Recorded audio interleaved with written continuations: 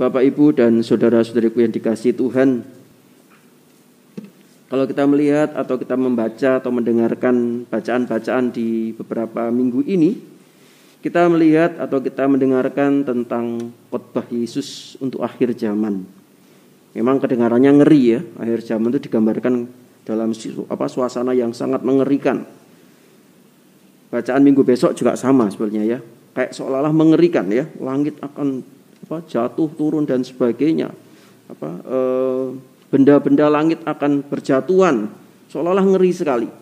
Apakah memang seperti itu nantinya ya tidak ada yang tahu ya, hanya Tuhan yang tahu. Nah, namun yang jelas yang ingin digambarkan oleh Tuhan Yesus di situ adalah bahwa langit dan bumi dan segala sesuatu yang ada pada saatnya akan berakhir. Segala sesuatu akan berakhir. Yang enggak berakhir apa? Yang enggak berakhir adalah sabda Tuhan. Firman Tuhan tidak akan berakhir. Allah tidak akan pernah berakhir. Karena Allah adalah Allah yang kekal. Sabda itu juga tidak akan pernah berakhir. Karena sabda itu akan ada sampai sepanjang segala abad. Artinya sampai kedatangan Tuhan Yesus kedua kalinya pun sabda itu tetap ada. Artinya sabda itu sungguh-sungguh akan tergenapi dengan kedatangan Tuhan Yesus pada saat kali kedua, pada saatnya nanti. Saudara-saudaraku yang dikasihi Tuhan, oleh karena itu kita diajak untuk senantiasa membaca tanda-tanda zaman. Memang tidak ada yang pernah tahu kapan saat itu akan terjadi. Kadang-kadang kita itu kepo ya, kita kepo pengen tahu kapan sih saat itu terjadi ya. Lalu kita mulai untuk mencari-cari dan macam-macam. Terus kalau di sana sini ada berita mengenai, wah hati-hati ada kiamat tanggal berapa, tahun berapa. Kita mulai mencari-cari. Sehingga kemudian malah jadi takut sendiri. Setelah tahu kapan mau kiamat, waduh takut sendiri kita ya, kadang-kadang seperti itu. Saya punya pengalaman ketika saya masih kerja dulu, ya tahun 99 itu ada apa itu kiamat tahun 99 nggak salah itu ya. Tanggal 9, bulan 9, tahun 99. Itu rencananya kiamat, waktu itu. Ya. Waktu itu saya masih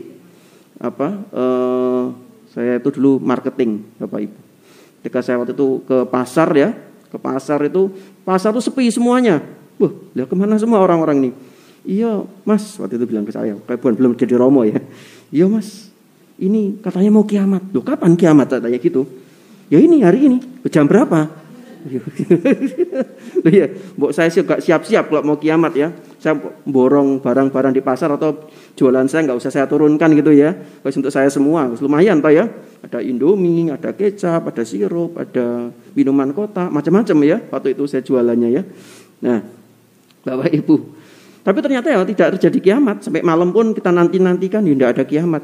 Masih ada tanggal 10 bulan 9 tahun 99 ya. Masih ada. Dan sampai sekarang pun juga masih ada dunia ini. Nah, artinya memang kadang-kadang orang itu begitu keponya untuk pengen tahu kapan kiamat.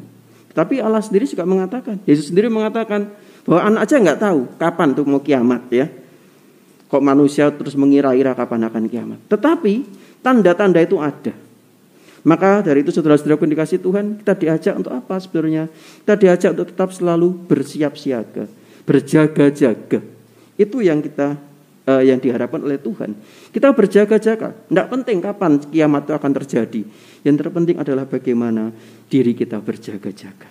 Artinya berjaga-jaga adalah tetap mengandalkan dan menyandarkan Tuhan di dalam hidup kita. Menyandarkan sabda Tuhan dalam hidup kita. Yang artinya tetap setia kepada Tuhan. Saudara-saudara yang terkasih dalam Tuhan, dalam situasi-situasi seperti ini ya, dalam masa-masa COVID ini yang tidak tahu kapan akan berakhir.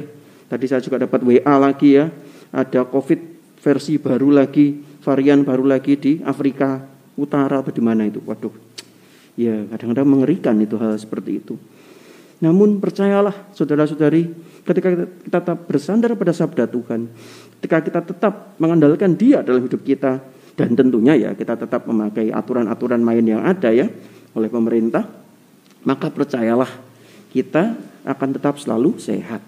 Kita tetap akan terlindungi oleh Tuhan ketika kita sungguh-sungguh mengandalkan Dia. Maka jangan pernah kita khawatir, jangan pernah kita menjadi takut yang berlebihan ataukah malah tidak melakukan apa-apa ya. Banyak ketika masa-masa seperti ini tuh ada yang masih belum melakukan apa-apa. Di rumah aja, dekem aja di rumah. Ya enggak tahu apakah benar-benar enggak melakukan apa-apa atau bagaimana. Atau kalau keluar negeri oke, tetapi kalau untuk ke gereja tidak oke. Bisa jadi seperti itu. Namun kita diajak untuk juga melakukan sesuatu. Artinya kita tidak menyerah, tetapi kita sungguh-sungguh tetap menyandarkan diri kepada Tuhan. Dengan kita berdoa, dengan kita merenungkan sabda Tuhan, dan kita merayakan Ekaristi, ini menjadi kekuatan iman bagi kita. Ini menjadi bekal bagi kita. Ini menjadi kekuatan rohani bagi kita untuk menjalani kehidupan kita. Maka saudara-saudara yang dikasihi Tuhan, mungkin kita tidak merasakan sesuatu, ya. Ke gereja tetap ada masalah, pulang gereja tetap ada masalah. Tetapi setidaknya ketika kita merayakan Ekaristi, kita memiliki kelegaan. Melalui firman Tuhan, melalui sabda Tuhan yang kita dengar, kita memiliki kelegaan. Dan itu menjadi kekuatan rohani bagi kita. Maka saudara-saudara yang dikasihi Tuhan, mari kita tetap setia di dalam menjalani kehidupan kita, tetap setia dan berjaga-jaga mengikuti sabda Tuhan, mengikuti kehendak Tuhan dalam hidup kita dan menjalankannya, sehingga kita pun juga senantiasa selalu memiliki kekuatan iman, kekuatan rohani itu dalam hidup kita, sehingga kita tetap bersyukur kepada Tuhan dan kita tetap melakukan segala sesuatu bagi diri kita sendiri dan juga bagi sesama kita. Berkat Tuhan menyertai kita sekalian.